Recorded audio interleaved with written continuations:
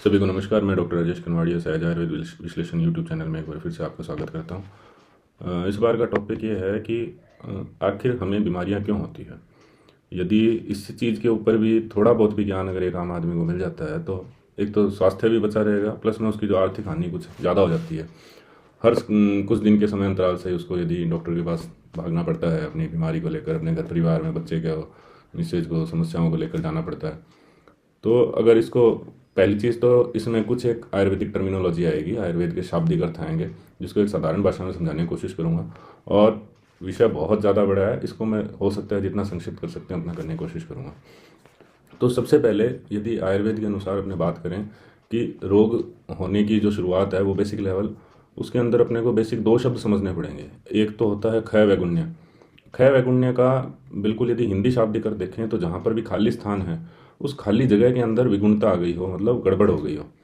और इसको यदि अपने ऑर्गन सिस्टम के हिसाब से अगर मोटी मोटी भाषा में समझना चाहें तो जो अपना कोई भी ऑर्गन सिस्टम है, चाहे वो पाचन तंत्र है, डाइजेस्टिव सिस्टम है, रेस्पिरेटरी श्वसन तंत्र है, ब्लड सर्कुलेटरी है, रक्त परिवहन सिस्टम जो अंग तंत्र है, मतलब किसी भी ऑर्गन सिस्टम के अंदर यदि बनावट या संरचनात्मक कोई उसमें विगुणता आ जाती है तो उसको अपने क्षय वैगुण्य के समकक्ष समझ सकते हैं, बराबर समझ सकते हैं। और दूसरी एक चीज़ होती है संग।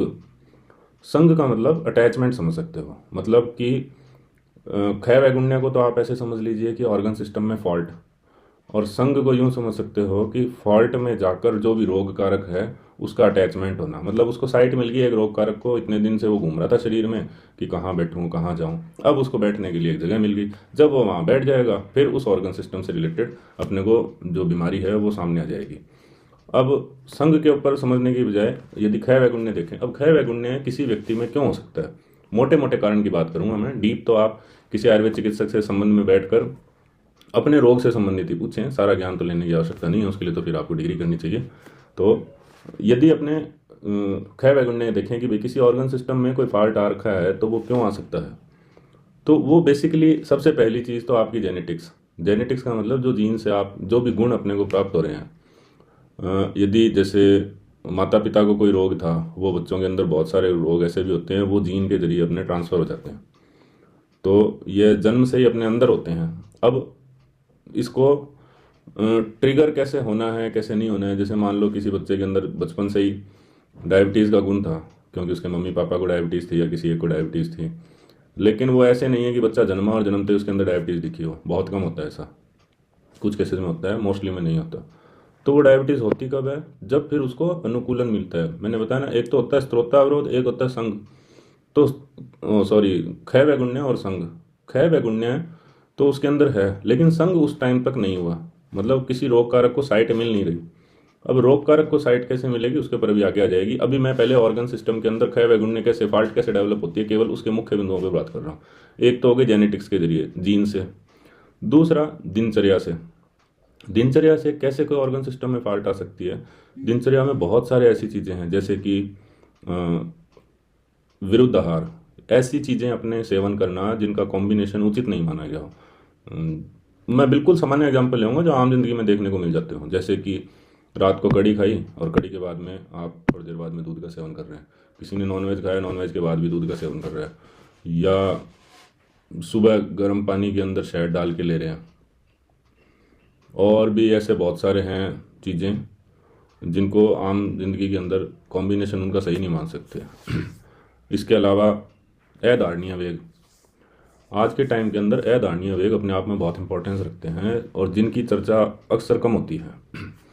आयुर्वेद में 13 ऐसे अधारणीय वेग बताए गए हैं। धारणीय मतलब जिनका धारण नहीं करना चाहिए, जिनको होल्ड नहीं करना चाहिए। ऐसी अर्ज मतलब कि भूख लगी है तो टाइम से खाना खाओ, प्यास हो गई, आंसू हो गए, मलमूत्र की इच्छा हो गई, उबासी हो गई, ऐसी बहुत सारी चीज़ें हैं, नींद हो गई, इनको कभी भी होल्ड नहीं करना चाहिए। अब पहली चीज़ तो बायोलॉजिकल क्लॉक थोड़ी सेट करो, ऐसे नहीं कि आप गलत ही सेवन कर रहे हो, लेकिन इनको होल्ड नहीं करना चाहिए। यदि इनको होल्ड करोगे तो उससे रिगार्डिंग आपको रोग मिलेंगे ही मिलेंगे वो। और लंबे टाइम तक यदि आप इनका होल्ड चलता है कि भाई कोई बंदा है वो देर रात तक सोने की उसको आदत ही पड़ गई है, वो मोबाइल में लगा रहता है रील देखने के लिए, और तो फिर उसने नींद को होल्ड किया हुआ है, तो हो सकता है लेटर ऑन उसके नींद की ही समस्या मिल जाए, कोई मानसिक रोग की आ जाए या मानसिक जन्य अन्य रोग हो सकते हैं। इसके साथ साथ में और ऋतु अनुसार भोजन नहीं लेना। कई लोग फ़र्क ही नहीं पड़ता कौन सी ऋतु चल रही है कौन सी नहीं चलती है, जो उनको खाना है वो खाना है। जैसे कि दही का वो नियमित उपयोग करते हैं। कई तो ऐसे देखे हैं मैंने जो सुबह शाम दोपहर तीनों टाइम में बिना दही उनका काम ही नहीं चलता। आयुर्वेद में बताया हुआ है दही नित्य सेवनीय द्रव्य नहीं है, दही को रोजाना नहीं खाया जाता।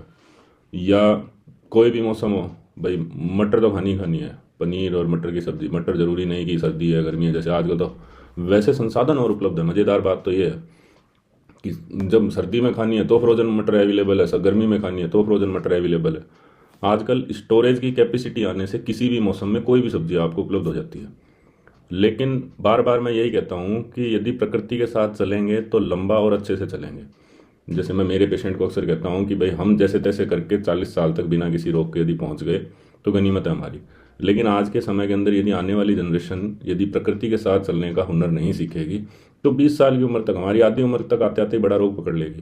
क्योंकि आज के समय में पानी, हवा, मिट्टी, कहीं पर भी आप किसी भी टाइप से केमिकल से नहीं बच सकते हो। तो इसमें शरीर में कम से कम प्रकृति के साथ चलकर कुछ क्षमताएं तो डेवलप कर सकते हो कि आप रोग से बचे रहें। और जो ऑर्गन सिस्टम के अंदर कैसे क्षय वैगुण्य प्राप्त हो सकता है, जैसे कोई पुराना रोग रहा हुआ विशेषकर लीवर से रिलेटेड इसलिए क्योंकि लीवर डिटॉक्सिफिकेशन का भी काम करता है शरीर में। पुराना कोई रोग रहा हो, पीलिया, मलेरिया, टाइफाइड या किसी चीज़ की लंबे टाइम मेडिसिन चली हुई हो, तो अगर पुराना रोग रहा हुआ है और उसके अंतर्गत यदि आपने आयुर्वेदिक चिकित्सा नहीं ली या ढंग से उसको रिमूव नहीं किया, नॉर्मली आयुर्वेदिक चिकित्सा पे इसलिए जोर दे रहा हूँ, मेरा किसी अन्य चिकित्सा पैथी से कोई दुश्मनी नहीं है, ज़रूरत पे सभी काम आते हैं। आयुर्वेदिक चिकित्सा के अंदर मूल कारणों की भी चिकित्सा की जाती है, केवल सिम्टम को नहीं हटाया जाता जिस कारण से हुए हैं।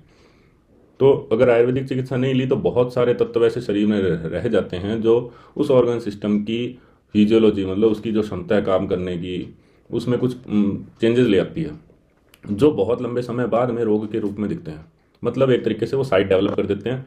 फिर उसके बाद में जो भी दैनिक दिनचर्या चल रही है उसके हिसाब से जमावड़ा होना शुरू होता है और संघ हो जाता है वहाँ पर। तो क्षय वैगुण्य और संघ जो टर्मिनोलॉजी बात करी थी, एक कोई अचानक से बाह्य विषैला पदार्थ कांटेक्ट में आ गए, जैसे कोई रैंडम फूड पॉइजनिंग हो गई या किसी टाइम में किसी जगह पर ने ऐसा खाना खा लिया या फ्रूट खा लिया जिस पे अतिरिक्त पेस्टिसाइड वगैरह छिड़का हुआ था, या कोई ऐसी मेडिसिन ले ली जो एलर्जिक रिएक्शन हो गई।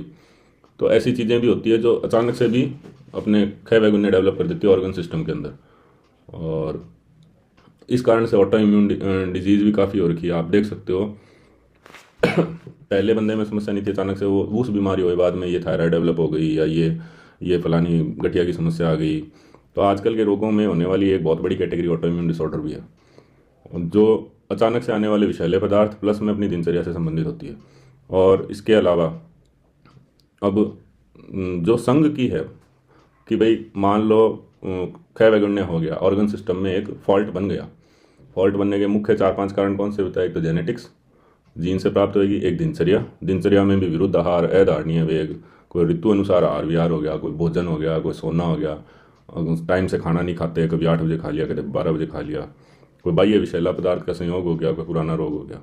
अब संघ की बात करें तो संघ में विशेषकर लगभग वही कारण आएंगे कि भाई जल्दी संघ क्यों हो जाए कि किसी ऑर्गन सिस्टम के अंदर जल्दी ये कैसे आ जाए। तो वो होएगा एक तो अभिसंधि आहार विहार, मतलब ऐसे पदार्थों का सेवन जो शरीर में जमावड़े का गुण बढ़ाते हो। अभिसंधि का अगर हिंदी अर्थ देखोगे तो किसी भी प्रवाह में अवरोध उत्पन्न करने वाला, रोकने वाला। और सामान्य जीवन के अंदर सबसे ज़्यादा जो यूज़ किया जाता है अभिसंधि पदार्थ वो है दही, दूसरे नंबर पे आता है आजकल फ्रूट शेक, और एक दिन में सोना। ये तीनों चीज़ें लगभग गड़बड़ की कैटेगरी में है और ये हर मतलब परिवार के अंदर फैली हुई बहुत सामान्य चीज़ें हैं। ये एक बासी खाना भी होता है लेकिन वो उसको इतना मैटर नहीं कर सकते, वो अलग अलग वेरी करता है प्रदेश के हिसाब से। तो एक तो अभिसंधि आहार संघ का मुख्य कारण पड़ता है। एक ऋतु अनुसार दोष प्रकोपण। ऋतु अनुसार दोष प्रकोपण क्या मतलब है कि पर्टिकुलर दोष भी है ना ऋतु के अनुसार अपनी प्रवृत्ति दर्शाते हैं। यह आयुर्वेद के अनुसार विवरण दिया हुआ है कि इस ऋतु के अंदर पर्टिकुलर दोष है, उसका संचय होता है या इसका प्रकोप होता है। जैसे कि उदाहरण स्वरूप शरद ऋतु के अंदर पित्त का प्रकोपण होता है, वो सभी में होगा, चाहे वो बीमार है चाहे वो स्वस्थ है। बीमार है तो उससे रिगार्डिंग उसके ज़्यादा सिम्टम आ जाएंगे, स्वस्थ है तो उसमें हो सकता है हल्के फुल्के लक्षण आए या वो भी नहीं आए। जैसे पित्त के प्रकोपण से कोई मुंह में छाले होना, शरीर में गर्मी की समस्या, एसिडिटी की समस्या। अगर इसको बड़े पैमाने पर देखें तो शरद ऋतु में आपको ब्लड से रिलेटेड समस्याएं दिखेगी, डेंगू, मलेरिया, पीलिया, या और बड़े पैमाने पर बीपी भयंकर तेज होना, ब्रेन हेमरेज होना, ये ऐसी समस्याएं देखने को मिलेगी। तो ऋतु अनुसार भी दोषों का प्रकोपण होता है और उसके अंदर यदि हल्की सी भी शय मिल जाती है तो वो जाके खाए हुए गुंडे को ढूंढ लेते हैं और उसके रिगार्डिंग रोग आ जाते हैं। एक तीसरा टॉपिक कॉमन है जिसको मैं अक्सर बात करता हूँ, आम। अभी आम क्या भला है, नए बंदों को लग सकता है ये मैंगो तो नहीं है। तो आम का मतलब है अपक्व भोजन। जो आप कुछ खाना खा रहे हो, शरीर को जितना पचाना चाहिए वो नहीं पचा पा रहा है, तो जो अपचित भोजन बच रहा है और वो शरीर में टॉक्सिन की तरह काम करता है, तो बेसिकली उसको आम की संज्ञा दी गई है। एक लाइन में हमेशा जोड़ता हूँ इसके साथ में, बहुत सारे लोगों को लगता है कि दिन में 2 टाइम खाना खा लेते हैं, 1 या 2 बार फ्रेश हो जाते हैं, हमारा डाइजेशन ओके है, पाचन हमारा ओके है। लेकिन उसमें एक बहुत महत्वपूर्ण हिस्सा होता है अवशोषण का। भाई आप जितना खा रहे हो क्या उतना शरीर उपयोग कर पा रहा है? अगर कर पा रहा है तो आपके रोग ही नहीं होंगे, नहीं कर पा रहा तो जो वो बचा हुआ है ना कहीं जमावड़े में जाता है। कभी ट्राइग्लिसराइड बढ़ते दिखेंगे, कभी एक्स्ट्रा बलगम बनता दिखेगा, कभी कुछ होएगा, कभी कुछ होएगा। तो आम को आप एक तरीके से अजीर्ण के रूप में भी ले सकते हो, लेकिन शुरुआती स्तर पर हो सकता है वो आपको नहीं दिखे।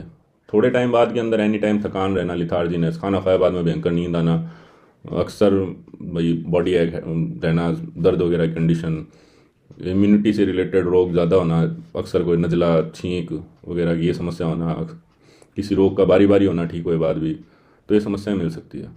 तो ये 2 मुख्य कारण थे कि आप इनको देख सकते हो कि रोग अक्सर क्यों होते हैं, एक तो क्षय वैगुण्य और एक उसमें संग। और इसका यदि सार निकालें तो वो आपको मैंने डिटेल में बताया, फिर भी मैं एक उदाहरण स्वरूप आपको थोड़ा सा बताने का प्रयास करता हूँ। मान लो डायबिटीज़ का उदाहरण लेते हैं, किसी परिवार के अंदर डायबिटीज़ है तो उनके अंदर जो बच्चे आएंगे उनमें चांस होंगे कि डायबिटीज़ होएगी उनको। अब उस डायबिटीज़ के अंदर ये तो है कि उनका क्षय वैगुण्य हो गया, कि डायबिटीज़ का जीन में आ गया एक तरीके से, जो उसने स्ट्रक्चरल डिफेक्ट देनी थी वो उसकी कोडिंग कर दी शरीर में। अब वो डायबिटीज़ डेवलप कब होगी बॉडी के अंदर? जब डेवलप होगी जब उसको अपने अनुकूल वातावरण मिलेगा। यदि बच्चा है वो शुरुआत से ही समय से खाने पीने की आदत डाली हुई है, उसमें समय से सोने की, समय से उठने की, भाई सुबह जल्दी उठ जाता है, टाइम से सो जाता है, टाइम से खाना खाता है, मौसम के हिसाब का खा रहा है, तो ऐसा मूवमेंट आएगा ही नहीं कि संग होने की जगह मिले। समझ रहे हैं बात को? क्षय वैगुण्य आ गया लेकिन संग नहीं हो रहा, मतलब अटैचमेंट नहीं हो पा रहा है वहाँ पे, क्योंकि वैसा एटमॉस्फेयर डेवलप नहीं हो पा रहा बॉडी में।